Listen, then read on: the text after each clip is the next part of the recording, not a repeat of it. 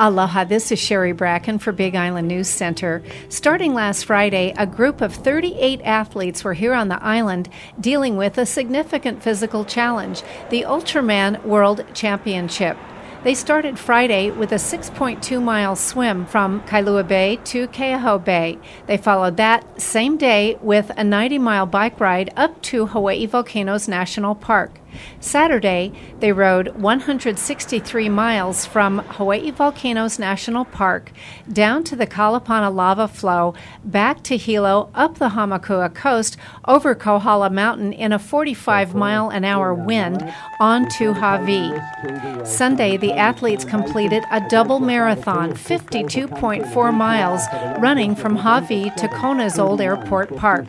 The men's winner and a six-time champion was Alexandre Ribeiro from Brazil with an elapsed time of 22 hours, 9 minutes, 54 seconds. Alexander, you've just won Ultraman for the fourth, fifth, sixth, seventh time. How many times is this?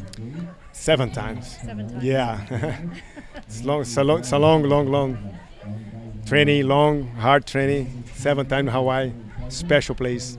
In '84, I stay here, but this city don't change too much. How does it feel to have won it so many times? Because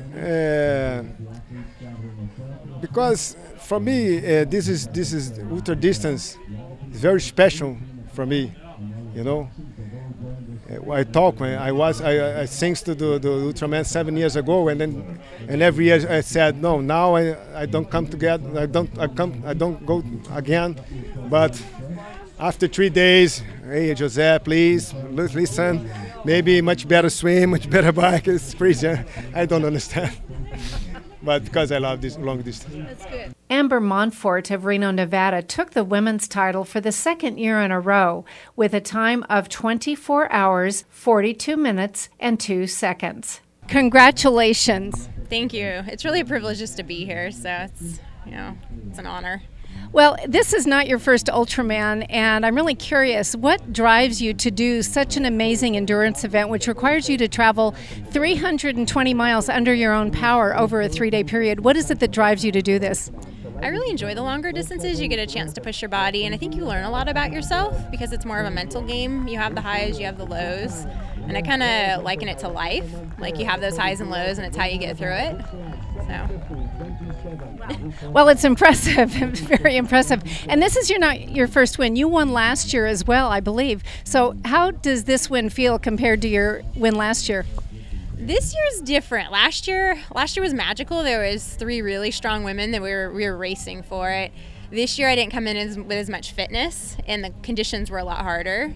So they're just different days, different wins, and just crossing the finish line here is winning. So.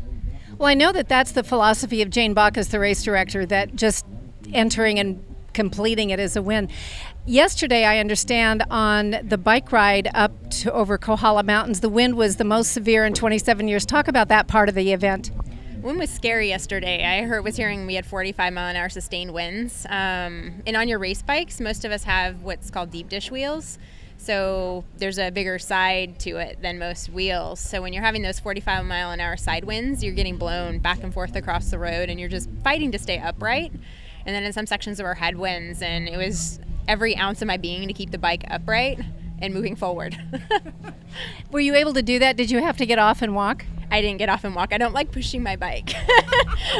I knew we had a big run today, so I figured I'd save my running legs for today. So now that you've completed this race, what are you going to do tomorrow? Tomorrow I'm going to Lava Java and having a cinnamon pull-apart because I've been waiting 2 weeks for one. Now, you're a registered nurse, as I understand, in your real life, yes? Yeah, I work as a nephrology nurse, kidney patients. And how do you manage to prepare yourself to train for Ultraman when you have, obviously, a full-time job? You know, I think it balances it out really well. Having the job that I do, it makes me appreciate being able to come out here all that much more because I get to see a lot of people that can't do these kind of things. And with a full-time job, it just means you have to prioritize stuff a little bit better, be a little bit more organized with your training. I get up and train at 4 in the morning before I go to work because I know after work I can come up with every excuse in the book not to go out the door. Well, you live in Reno, Nevada, so pretty clearly winter time is a time that doesn't allow you to be outside quite as much as, for example, if you lived here in Kona. So how does your routine change from summer to winter? Well, you're stuck on the indoor bike a little bit more. If it's below 55, I don't ride outside because I don't like being cold. So you do indoor cycle classes, and at 4 a.m. it's dark, so I tend to run on the treadmills before work and swimming indoors. So it's more difficult to get ready for an event like this in November, being up in Reno. I mean, we started having snow fly about a month and a half ago. So will you be coming back next year for another Ultraman? I have every excuse to come back here. I love coming to Hawaii, so I'll be back here whether to race or crew for somebody. Well, congratulations on a really amazing win. Thank you. This is Sherry Bracken for Big Island News Center with Amber Monforte, who has won for the second time. Is that right? Second? For the second time, the Ultraman World Championship here in Kona, Hawaii. Aloha.